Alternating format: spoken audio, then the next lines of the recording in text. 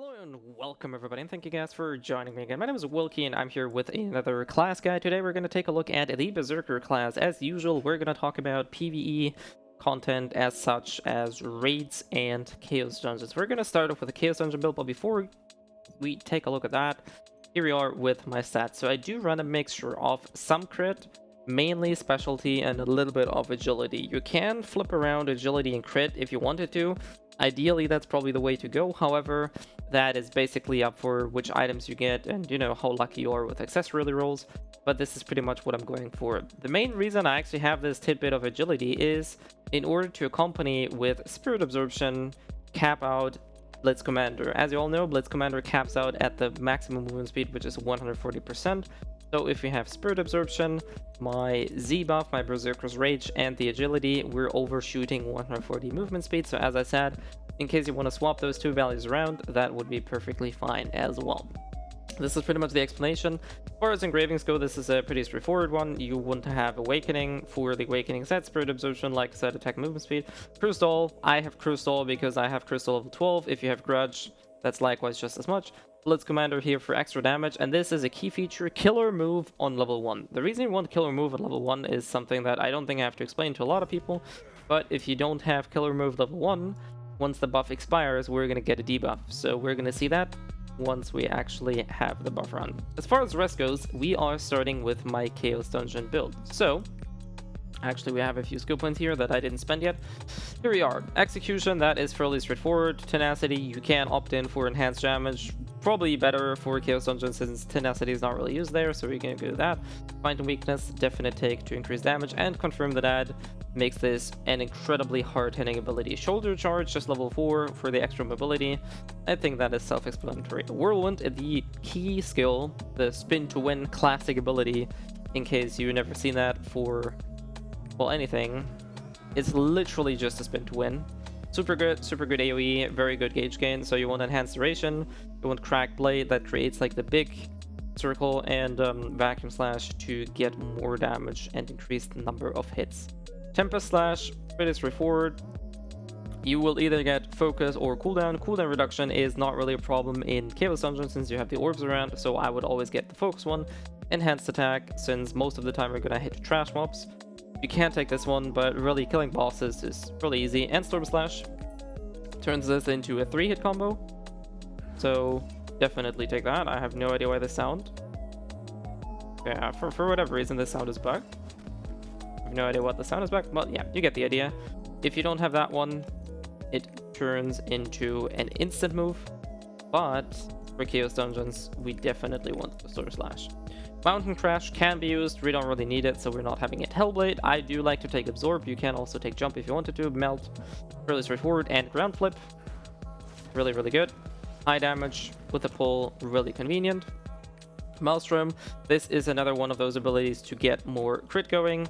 I would take Swift Movement here, unless you really need the gauge gain. Gauge gain is pretty terrible in this skill, to be honest. The reason I have it is because one of my tripods just fell into that skill, but really, that one is definitely better on that one here. You want this buff here, which is the crit buff, really similar to Red Dust. And Flame Vortex, really straightforward.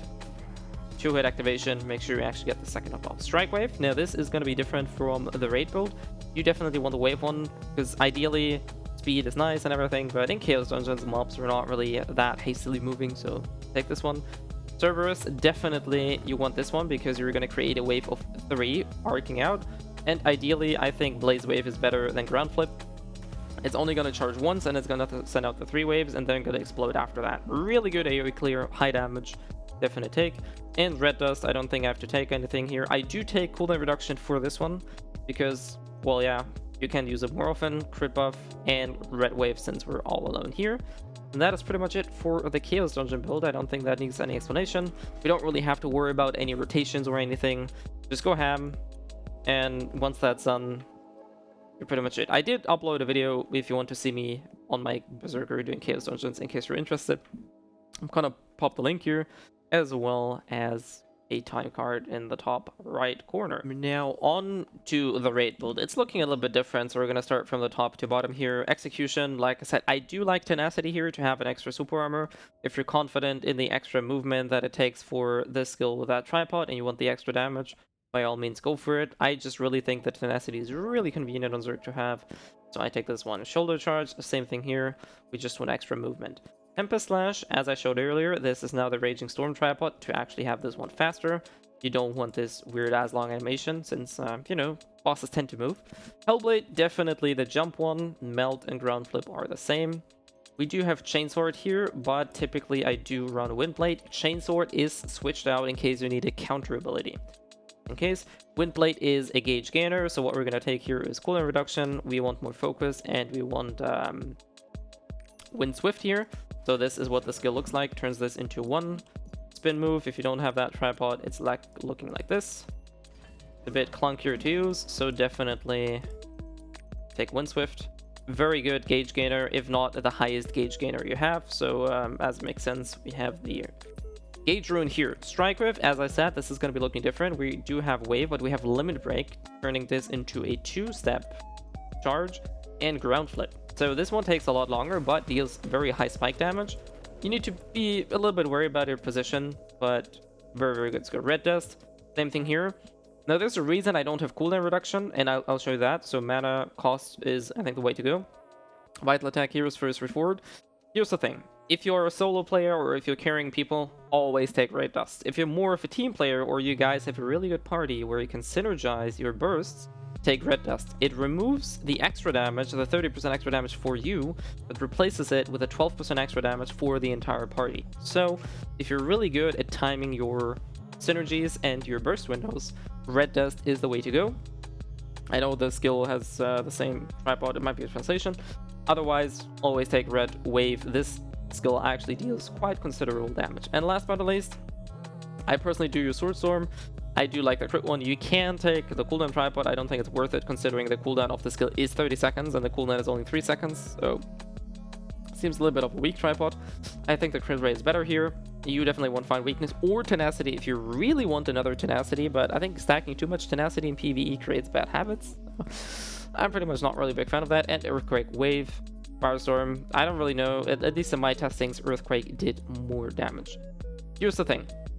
If you don't like Swordstorm, you could alternatively also take Maelstrom, but this is, like I said, my go-to build that I use for raids. Now onto the topic why I didn't take Red Dust quickly prepare cooldown. So how Zerg plays typically, or ideally I should say this, we're gonna summon a Scarecrow here, and we're gonna pop my buff. So at some point in time, you're gonna be in Berserker Rage. So your rotation always starts with Red Dust, right? So if we're gonna summon this one here, you're always gonna pop Red Dust to have this buff on here. Ignore the bleed, that's just from the rune.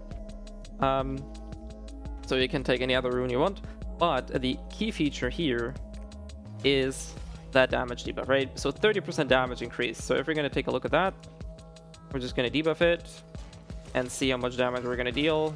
2.4 million, right? And if we're gonna use the skill without Red Dust, that was not a crit, 1.9 million. So you can see that there's a heavy damage difference by using Red Dust and by not using Red Dust, not even accounting for the 33% crit rate that you add. So we now have that plus the crit buff here. So all of a sudden, my relatively low crit rate, take a look at that, becomes 45% due to my Berserker's Rage buff. And if we're toppling that off with 33% from our Red Dust, we're immediately at a 77% crit rate. At that with the back attack, we're having a 87% crit rate, which is almost what I would never try to overshoot, because any other crit synergy will get you near or even over 100% crit, at which point every crit rate is wasted. So the very key feature about this rotation here, always start with a Red Dust. That is a must. And the classic rotation, or what it's going to look like, is we're going to pop this. Classic rotation is going to be Red Dust, Strike Wave, into Bloody Rush, into Execution. This is a very good fit. So this is what it looks like.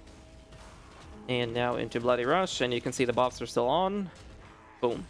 That is like the ideal rotation on how to use the debuff and the buffer itself, and we used 3 of our hard-hitting abilities. Now, like I said earlier, you can use Maelstrom. If you do have Maelstrom, what you do then is pop Maelstrom and then pop Hellblade. Alternatively, like I said, since I like Swordstorm, Swordstorm is very easy to use out of the rotation because it has a built-in crit. This is also the reason why I use the built-in crit and not anything else. Outside of this, your Tempest Slash is pretty much a filler ability, and like I said, Windblade is your gauge gainer. So, finally revealing the secret why I don't have the cooldown tripod, but instead of everything else. So look at the cooldown durations of the abilities that I'm going to be using.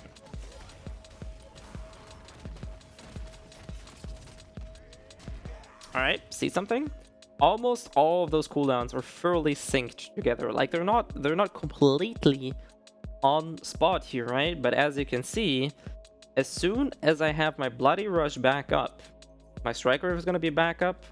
Those are the two longest cooldowns that I have, and my Execution as well as my Red Dust is going to be back up. So almost as immediately once I get my Red Dust back up, we can redo the same rotation we just did without a problem. And this is essentially what the Zerk playstyle revolves around, and then just use whenever else and any other abilities. Obviously, this is only the ideal scenario, right? So there might be times where you don't get your Red Dust off in time. Sometimes the boss moves, sometimes you get knocked out of movesets, sometimes you know, whatever. But this is the ideal rotation. So if I were to take the quickly prepare cooldown now, it gets a bit messier, so to speak, because all of a sudden there's a little bit more of a disparity in terms of cooldowns here. You can see that there's like almost an 8-second difference in the cooldowns here, which means you're gonna get Red Dust up, but at the point you get the Red Dust back up, all of the other skills are still way too long on cooldown, so there really is no point in even getting that tripod here. Alternatively, you could always get the quick swift one, but to be fair, I think the skill is fairly fast, so just take the mana reduction. And yeah, this is also basically what the rotation looks like. I'm just gonna pop my Awakening set here. So ideally in late game, this is what you would be doing. Red Dust, Strike Wave, Bloody Rush. And now you can see that the cooldowns are very in sync, right? So cooldowns for almost everything is gonna be ready at the exact same time. Then just use anything else, move around, wait for the boss to do something, do some auto attacks. This is unfortunately the story of Zerk, and as you can see, we have the buff here back up, and we can redo our rotation just as fine. And this is also, like I said, an example rotation. Obviously, builds may vary. As I said, if you do need a counter ability, Chainsword is your go-to. I would always replace Windblade, or Execution, or Swordstorm. I would not touch any of these, only jinx around with those abilities. Anyways, this is all for my Berserker class guide. Like I said, links of the Chaos Dungeon run are also gonna be in the description below. Last but not least, if you have any questions or any different build or anything, of course, feel free to let me know in the comment section below. And if you want to see me live, in case you are more of a live stream person, I also stream on Twitch every now and then, so feel free to check me out there. Outside of this, I do hope this was helpful, and I'll see you guys next time. You